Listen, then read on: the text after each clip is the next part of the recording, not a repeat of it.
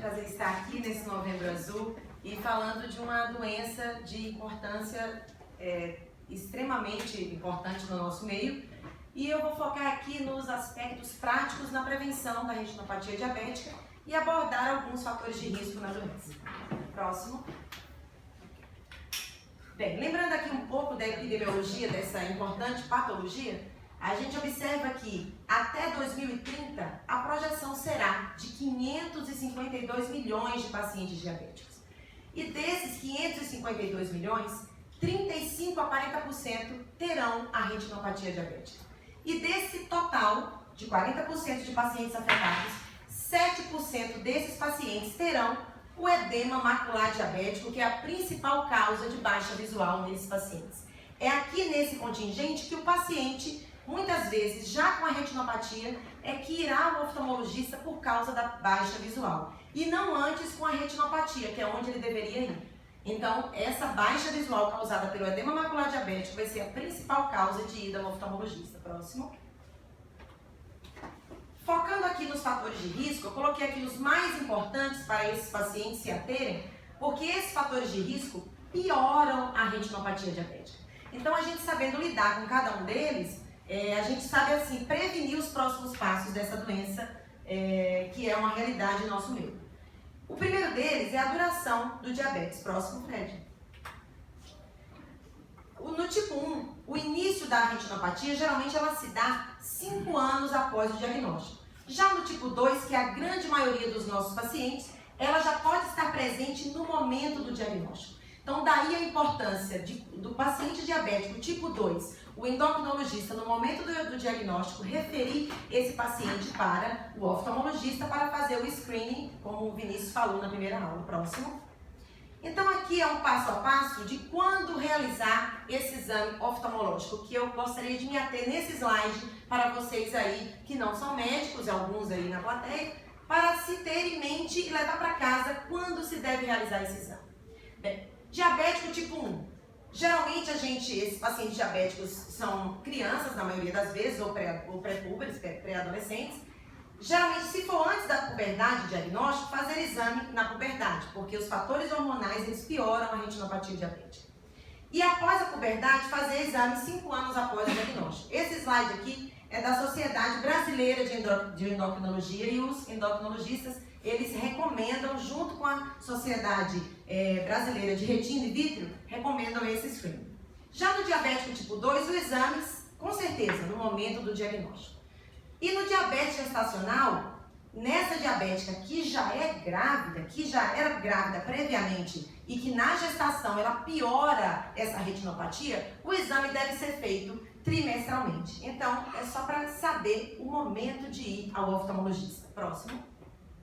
Em relação ao controle glicêmico, esse primeiro estudo realizado, o KPDS, em 1977, ele avaliou o papel do controle da glicemia e da pressão arterial no desenvolvimento das complicações do diabetes. E o que eles observaram? Eles dividiram os grupos em 2 grupos, um grupo com o tratamento intensivo do diabetes, que naquele tempo, né, gente, hoje tem novas drogas, era um grupo com sulfonilureas ou insulina, e o tratamento convencional apenas com a dieta nesses pacientes. E o que eles observaram com 10 anos de estudo?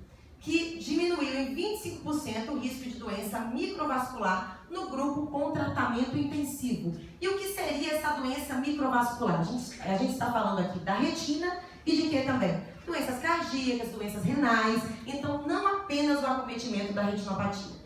E a conclusão desse estudo, que foi um grande estudo com em torno de 4.700 pacientes envolvidos, a conclusão foi que cada ponto percentual aqui, ó, na medida dos valores de hemoglobina glicada, em cada ponto de redução nessa hemoglobina glicada, houve redução de 35% de complicações microvasculares, tanto de complicações cardíacas, renais, como da própria retinopatia. Próximo. Falando de um outro fator de risco, a nefropatia diabética, ou seja, a doença acometendo os rins. Ela geralmente anda junto com quem? Com a retinopatia diabética, porque é uma doença de microvasculatura, então estão andando juntas, quase que parceiras. Então a gente observa que a nefropatia e a retinopatia são complicações da diabetes, que podem estar associadas muitas vezes, E a nefropatia acomete 20 a 30% dos pacientes portadores de diabetes. Próximo. Em relação agora a outro fator de risco conhecido, que é a hipertensão arterial sistêmica, que quase que é uma irmã gêmea da diabetes. A maioria dos nossos pacientes diabéticos são hipertensos. E uma piora a outra, porque ela acomete os vasos terminais da retina também. Então, esse estudo, também com um grande contingente de pacientes, eles observaram pacientes hipertensos com diabetes tipo 2. E o que eles observaram? Que os pacientes com controle mais rígido da pressão arterial sistêmica tiveram uma redução de 47% no risco de perda da acuidade visual. Então, daí a importância da gente, o paciente hipertenso, controlar essa hipertensão arterial com seu cardiologista para também não piorar o quadro da retinopatia. E além disso, o melhor controle pressórico também pareceu ter efeito protetor na ocorrência do edema macular, que é a principal causa de baixa visual nesses pacientes. Próximo.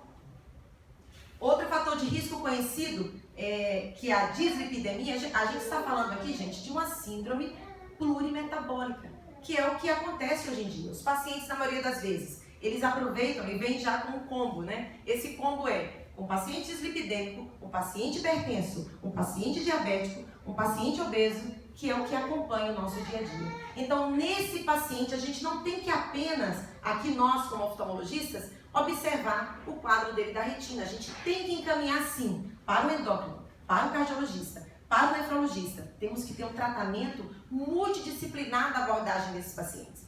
E os pacientes dislipidêmicos, que são os pacientes que apresentam um colesterol total acima de 240, nesse outro estudo, o ETDRS, eles observaram que esses pacientes que apresentavam esse colesterol acima dessa faixa apresentavam o risco mais do que 2 vezes de desenvolver o desenvolvimento de exudatos duros, que são aquelas marquinhas amareladas que acontecem na retina e causam edema macular no polo posterior. E o risco aumentou também em 2 vezes o risco de perda visual em 50% deles, quando comparado a pacientes que estavam com níveis de colesterol normal. Então, para o paciente que chega no meu consultório diabético e que usa simvastatina, que é um paciente dislipidêmico, eu vou sim me ater aos níveis dele, sim, de colesterol. A gente geralmente pede hemoglobina glicada, quanto tempo que está o diabetes, como é que está a visita dele no endocrinologista, se ele usa esses remédios para baixar o colesterol, como é que está a pressão arterial dele, se ele faz visita ao nefrologista pedindo microalbuminúria, tudo isso. Então, assim, é um paciente de uma abordagem infinita. Então, a gente, como oftalmologista, a gente não pode apenas olhar o olho do paciente. Próximo. E também, como é uma doença que acomete também o outro órgão nobre, que é o coração, esse outro estudo, um estudo de mais ou menos de 7 anos, com 1.040 pacientes com diabetes tipo 2, observou o quê?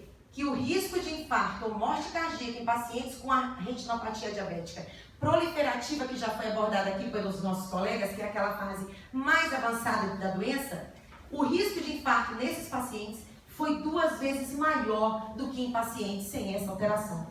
Então, pensar bem e indicar também o paciente para uma avaliação cardiológica, os pacientes com a retinopatia diabética na sua forma mais avançada. Próximo.